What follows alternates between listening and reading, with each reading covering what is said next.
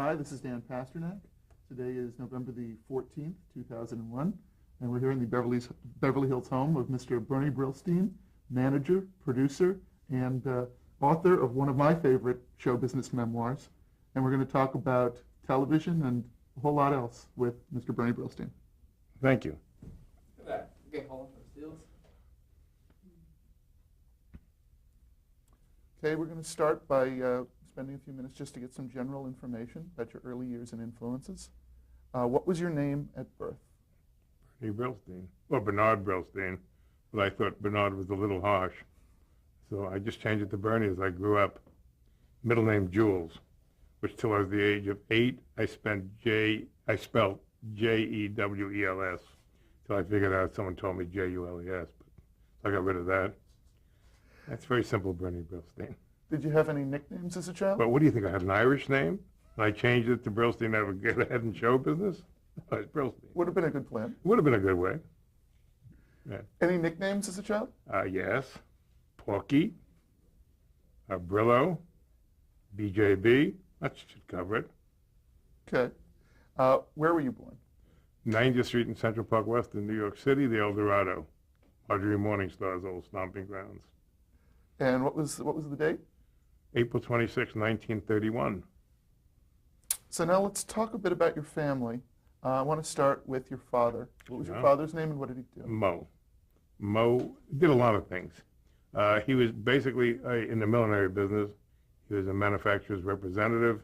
That means the guys who produced the hats gave him the hats to sell, and he got a commission. So basically, we're in the same business. He also was president of the Millinery Center Synagogue, which is still there on 37th and 38th in Manhattan. He built it. I mean, they raised money from the millinery people, so they wouldn't have to go home to say Yiska, which is Memorial for the Dead, which is a very good idea, actually. But what he really loved was show business. He put on 3 affairs a year for the Associated Millinery Men and the synagogue to raise money, and he was very friendly with a fellow named Jules Podell, who owned the Copacabana in New York City, which was the home of every aspiring actor, Martin and Lewis, and right down the line. And on any given Saturday night, Podell would insist, because he was sort of associated with some bad guys, I think, and he would insist that his act, be it Nat King Cole or Alan King, or whoever was appearing there, would go and do this benefit for my father. Somehow some money exchanged hands, probably cash, but my father loved that more than anything. He also was very friendly with the guys who ran all the nightclubs on 52nd Street, which was the jazz capital of New York. So I was 13 or 14, and I'd go to Madison Square Garden, which was on 50th Street and 8th Avenue, walk over to 52nd Street, which was the hub of both jazz, strip joints, and at the end of the street was 21, believe it or not. So my father would have a club sandwich and a Coke waiting for me and my friends when we came from the garden, and we'd either go next door to listen to Billie Holiday, Lester Young, anyone who happened to be there, or sit there eating the sandwich watching strippers. So this was quite an upbringing. He was a great guy, and probably I inherited most of everything good I am from him. Wow. He was an amazing guy. Now let's talk a bit about your mother. What was her name? And tell me. Her name was, real name Matilda Perlman, short for Tilly. Tilly was pretty sick most of her life. And rheumatic heart, and probably, if it was today, they would have given her mood elevators and checked for dysfunctional, she was a little dysfunctional. So our house was a pretty strange place. Here was this vibrant father who was the king of 2 blocks in Manhattan, the millinery business. My mother, as long as I know, very rarely went out. On Tuesday, Thursday, and Saturday, my dad would go out at night, meetings or whatever it was. And my brother and I, or my Uncle Benny, who lived with us also, would be on guard duty for my mother. So it was a strange world that my old man set up that actually functioned. Sometimes it was a little trying, but as in any family, you made do, and meals were the center of all craziness. So it was fine. But I was brought up actually to laugh at everything because it was so dysfunctional. At an early age, I really started laughing at it all and making jokes about it. As in my adult life, I finally realized that was protection for what pain I was feeling, but it wasn't terrible. I actually had a good time. On the other hand, my Uncle Jack, Jack Pearl, was my mother's brother, originally lived with us till my aunt, who was a Ziegfeld girl, said, I can't live with these crazy people anymore. So he moved out when we were 9 and moved to the east side. So here I had my Uncle Jack, who was like a number 1, 2, or 3 on the radio doing a character called Baron Munchausen, and my aunt who really helped raise me. So I had this tough West Side father who knew all the gangsters, all the club owners, all the comedians. And on the east side, I had the Stork Club, Toots Shor's, that whole world, Bergdorf Goodman. My aunt, being I was blonde when I was a kid, used to pawn me off as her kid. So I had my first chef salad ever at Toots Shor's in New York, and I thought I'd found God. You know, it was really something special. So I got a taste of both. And I think what's sitting here today telling you all this is a little bit of both. I love getting down and dirty. I love comedy. And also, I love Uptown, which is the same, the other side of downtown, you know. So it all helped form me into what I am, you know, which is, I think, okay. And allowed me to have a really great understanding of an artistic mind, which was my uncle, because he stopped doing comedy in 1939. You want me to go on, or? Sorry. But, you know, just in case something's wrong with my mother, I really don't want to shut it off. Okay? I mean, that's really the truth. No one's going to call me from the See, we're office. getting a real taste of the life of Bernie Brillstein because the Right. phone is always ringing. Always ringing. We'll get to that later. My kid's doing an impression of me, which is, shut up, you stupid bastard. And the phone out. That's how you answer the phone. Yeah. So, where were we with my Uncle Jack? You're talking about your Uncle Jack and all of the Okay. east side and west side. So here you had, I would take a bus across town to 69th and 5th, and here, 875 Fifth Avenue, they had this wonderful apartment overlooking the park. After my uncle moved out from the El Dorado, we had 9 rooms in the tower of the El Dorado. Of course, being he was paying for it, we moved to the 3rd floor on the 90th Street side, so my view was another building. So I go over to see their house, and here's this beautiful view of New York. And we'd walk down the street, and everyone, the owner of the Stork Club, 21, they all loved my uncle because he was a star. And to go to both those worlds, I'd walk in, and he was the guy who was a hood saying hello to me, you're Mo's son. And on the other side, oh, you're Jack's nephew. And it was a whole different world. And yet, there was Frank Costello at the Stork Club. And there were some really nice people at these joints. So it's really interesting and strange.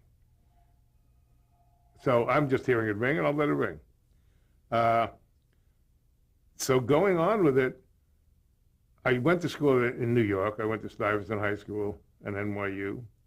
And the only thing I learned at NYU, which was not the Tisch School of the Arts then, it was just NYU. I wanted to go to Michigan, but we couldn't afford it.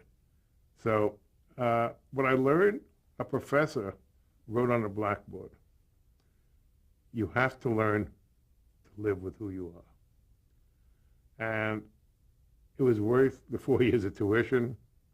It was worth everything, because I probably always, in some way, want to be my aunt and uncle's son and live that way. But I also never want to give up what my father taught me and that world.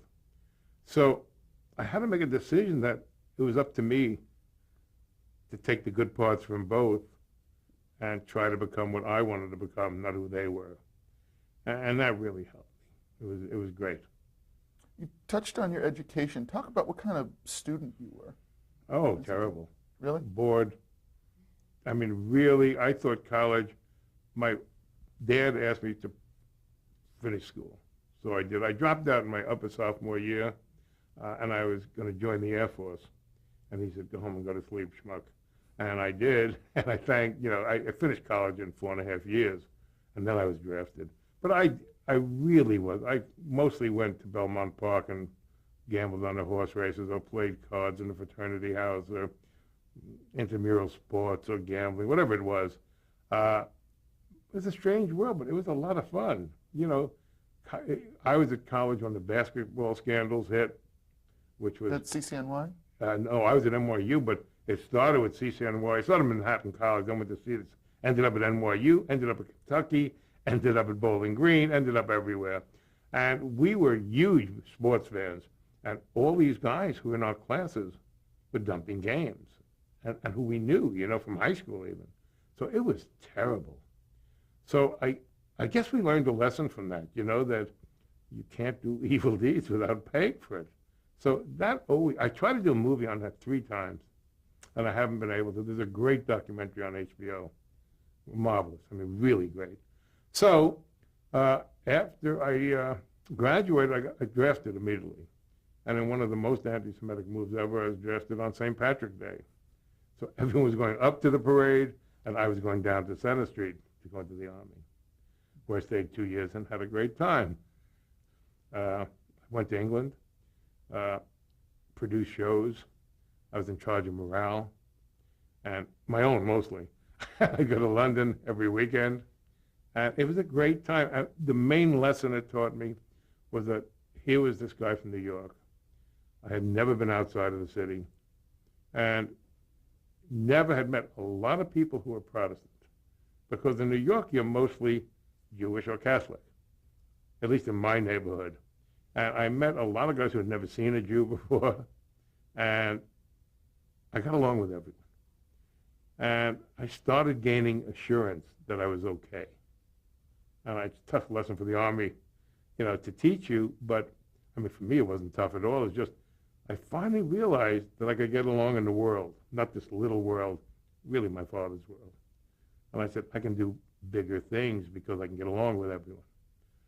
So that was it. Yet when I came out of the Army, I didn't know what the hell to do with myself, as people getting out of college don't know today. And a friend of mine said, you'd make a hell of an agent. And why he said that, I have no idea. And I went to see Lou Weiss at William Morris, who, by the way, is still there as I speak. And he was very nice and set up an appointment for me. And they said I was too old. I was 24. And in those days, most of the people in show business certainly weren't college graduates. So I said, how dare you, And then I went home, and all of a sudden they decided to hire me. Why, I have no idea. There's no influence. I think they just needed someone that day. And that started it. Now, this is William Morris in New York. William Morris in New York. At the time, Milton Berle was on the air for them. They were doing all the variety shows, and they were just about forming 4-Star Television, which went on to produce loads of shows, Sheldon Leonard and all that stuff with Tom McDermott. And they were the biggest client William Morris had. But live TV was where I learned everything. At that time, they had the Ed Sullivan Show, the Steve Allen Show at the Colonial Theater, the Tonight Show. This was the Steve Allen Tonight Show at that point. This was the Steve Allen late night show at this time, I think. Or maybe it was the Tonight. I think it was, and it was on this theater on 44th Street, some theater on a side street. That's where I met Nick Manoff, and that's where I met Dwight Hemian and Peppy Nailsworth. I mean, all of them, who later became very important to me, were there and really nice to me. And there were a bunch of other shows going on. There were shows done at NBC in Brooklyn, and you were constantly seeing Martha Raye show. They rehearsed, and then they did it on Broadway. So the Ziegfeld Theater, they did it. There were variety shows everywhere. And it was really a sensational training ground. And as none of the executives wanted to work on the weekend, we were given the task of servicing everyone on the weekend. So you'd be this idiot child going up to a store and saying, "Hi, I'm Bernie Brillstein from William Morris." And they're looking at why you knew that, saying, "So what? Who are you and who cares? Get out of here." But you had to check in. Because if you didn't, they would call the office and say, "No one came down to say hello."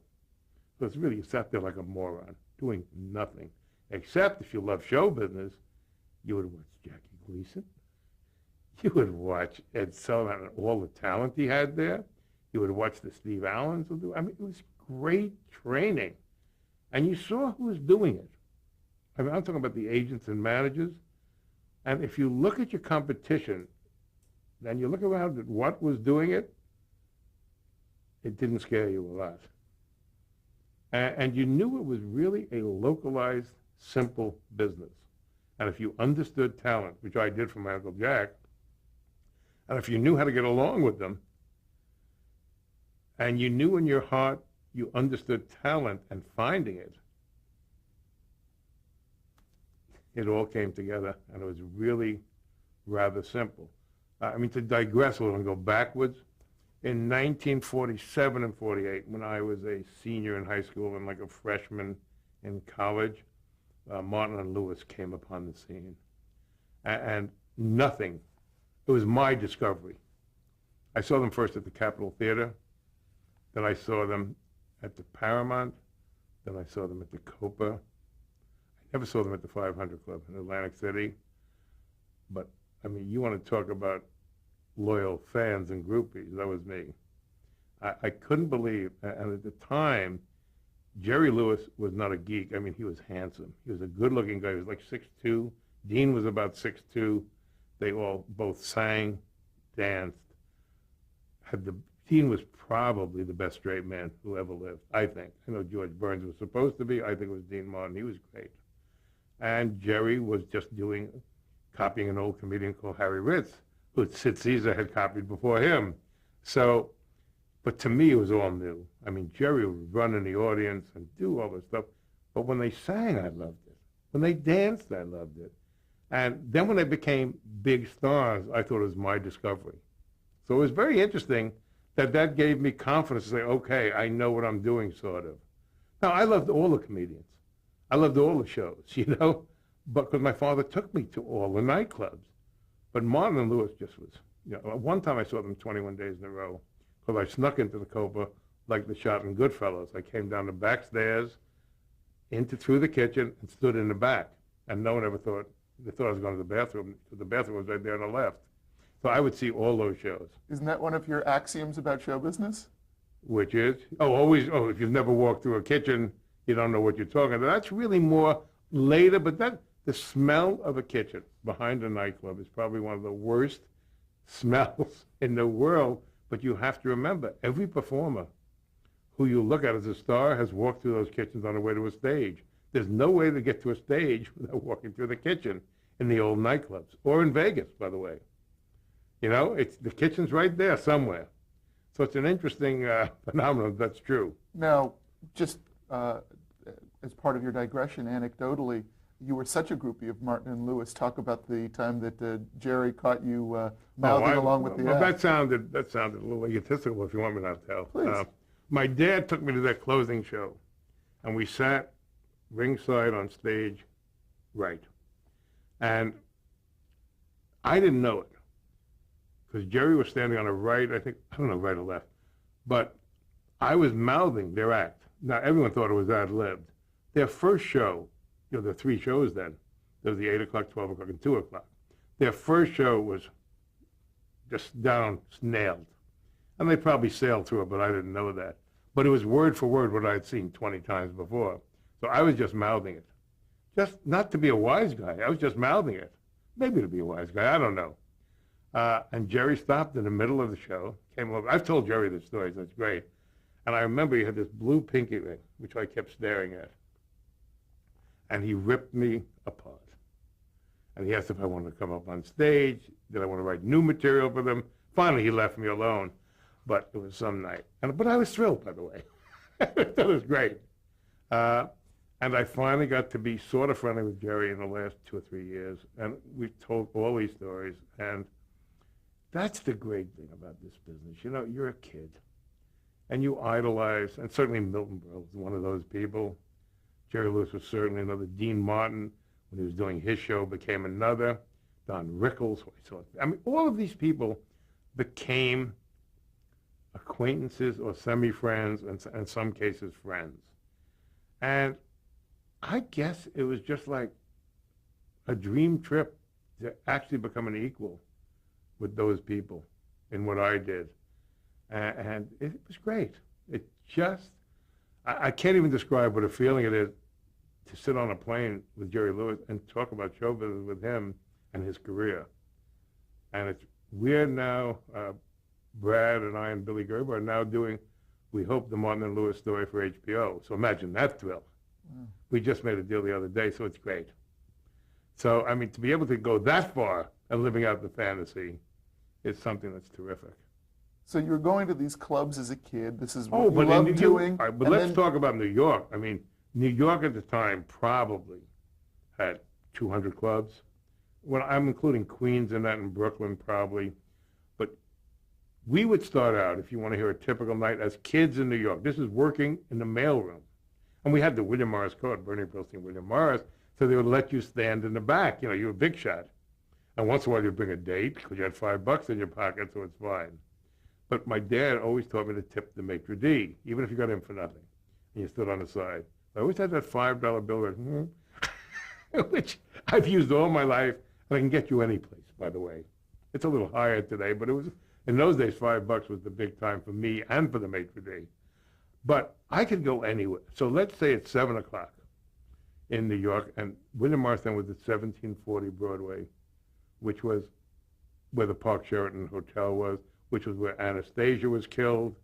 That's an interesting story. You want me to tell it? It's really interesting. We're upstairs, and Anastasia was killed in a barbershop. And I ran into George Wood's office, who was sort of represented Vegas and the Copa and all the... He was an agent at William He was an agent at William Morris, and probably was sort of a representative of some of the people who are now in The Sopranos, okay? And so we went running to him, and he said, Mr. Woods, Albert Anastasia was shot in the barbershop. And he just went like this, looked at his watch, and said, 5 minutes late, eh? Now, to this day, I don't know if he was kidding, if he knew it, but it was great. I mean, you were in the middle of it. Okay, so we start out, we get down to the cocktail lounge at the Park Sheraton, and we decide where we're going to go with this wonderful William Morris card. So you start out, let's say, oh God, at the Latin Quarter, which was on 49th and 7th, I think, or Broadway, whatever it was. It was beautiful. They had big shows there. And you stand in the back and see an act. Then you'd go to the Blue Angel, which was a little club, or the Bonsoir, and see Johnny Mathis or Barbra Streisand at any given time. And then you'd go to the 12 o'clock show at the Copa. Then you could go see a 2 o'clock show someplace else. I mean, it was just, and then you'd all meet at Lindy's or at Rubens to have a sandwich and talk about it. Isn't this great? And it was great. You saw more talent, and it gave you a background in this business. Now, in those days, even every hotel had acts. The Waldorf had acts, the Plaza had acts, St. Regis had acts. So there's no place you couldn't go where there wasn't a performance. And at that time, there were 80 plays running on Broadway, which we also got into for nothing. So look at this education that you got by just being there. It was fantastic. And then coming into the office, the people who came in. So you actually got the feel and smell of being in show business, and the magic didn't go away. It just got more, because now you were in it. For $42 a week, I was right in it, up to my neck, and I couldn't wait to get to work. Now, in the meantime, talk about kind of what the Morris office was. You talked about some of the acts they represented, but talk about some of the people that you encountered, and also talk a bit about what your job was at the Morris office. Well, starting how did Schlepper sound? I mean, there were no cassettes then. I mean, I was in the mailroom, okay? This is in June of 55. So it was summer. And in those days, there were kinescopes, which you might have heard of. Not little cassettes, lumbering, big, heavy, iron boxes. So we had to make trips delivering these things. And then we delivered checks to people. But our whole aim was to get back to the office because we'd missed some of the gossip or some of the doings. So we'd take our salary and spend it on cabs. We had no patience to just be out of the office. So we'd all figure it out how to take all these trips or pool trips, and one guy in the cab would do it all so we wouldn't miss the action. The first trip I ever took was to Red Buttons, who at the time was under contract to CBS. I think for $100,000, which in 1955 was a lot of dough. It's still a lot of dough. So I think it was a 50-something place south. And I go over there and I go upstairs and I said, Mr. Buttons, I'm from William Morris, I have your check. Oh yeah. He takes the check and gives me a quarter tip. I wanted to punch him. I mean, I didn't need a quarter that bad. $1 would have been okay, but a quarter. So that taught me a lot about comedians and about what I did for a living then. But it was great. You'd see everyone, meet everyone. And look, it was in the mailroom with me were George Shapiro and Howard West, who later did the Seinfeld show, Irwin Winkler, who not just produces movies, produced Rocky and all those movies. We had great people. And Wally Amos, a famous Amos, Cookies. It was some group, and it was more fun. I think it's more fun now, but it was a great deal of fun then. And we're all still friendly, so we must have done something right. It was great. So talk now about how you saw the mailroom as it was for so many people, a launch pad, how you capitalized on where you were and kind of what you envisioned yourself doing. Well, I envisioned myself getting out of the mailroom. And it was no joy to be in there. I mean, it was fun. I mean, we had crap games in there. I mean, we all went out on dates there. I mean, we had a good time, but the object was really just get out of the mailroom and get into the business. So I had to go around the office figuring out who the weakest link was. In other words, what guy had what secretary? There weren't assistants, and they were called secretaries. And they were all male, mostly, except for the executives. Had the weakest link as his secretary, or you knew the secretary was going to another job because you wanted to get out of the mailroom. Unfortunately, with my luck, the first guy to leave, who I felt was going to leave, was the secretary of the guy who headed up publicity. Publicity in an agency is like being in ballet at a paraplegic camp. It's just servicing, sending out 8x10s with cardboards, and I've cut some. But to get out of the mailroom, because the publicity office inside was right next to the executives over here. So it was pretty terrific. And I finally got that job in September. It was a new record at William Morris, getting out of the mailroom in 3 months. So I got out, and I was in a big time, and now I was up to $50 a week. What more would you want in life, right? I'm and sorry, you had to I work. think we're going to have to break for change tapes. Yeah. Sorry.